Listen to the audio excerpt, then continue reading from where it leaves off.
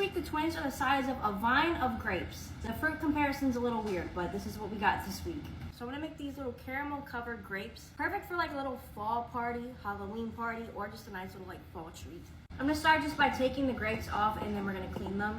Before we make the caramel, we're gonna prep everything first so we're not like trying to hurry up with hot sugar. So sheet tray and some parchment paper. And then I have some toothpicks and we're literally just stabbing the grapes with the toothpicks.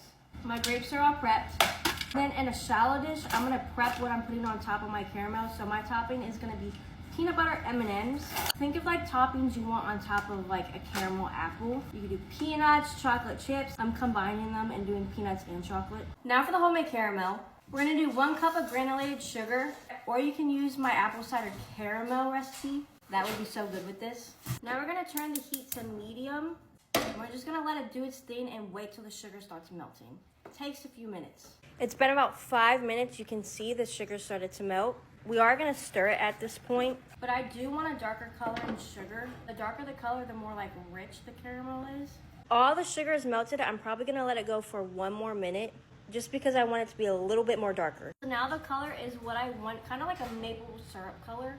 I have a 1/2 cup of heavy cream, room temperature or warm. I'm gonna cut the heat, take a whisk, and just be careful because you don't want it to splatter on you. All right, we're gonna add all the heavy cream. We're gonna keep whisking for about like 30 more seconds and then we'll add our butter. I have 5 tablespoons of unsalted butter. I'm just gonna add that in and then whisk it, heat's still off. And I'm adding a tablespoon at a time, so I'm gonna let each butter melt before I add the other tablespoon. Last butter. So everything is all melted. You can stop here, but I'm gonna add a little bit more things to it. I'm gonna add a little pinch of sea salt, a little bit of vanilla, like 1/2 teaspoon of vanilla, and a little bit of cinnamon, like 1/2 teaspoon of cinnamon. That's the least amount of vanilla and cinnamon you'll see me use in a recipe. And we're just gonna mix this up.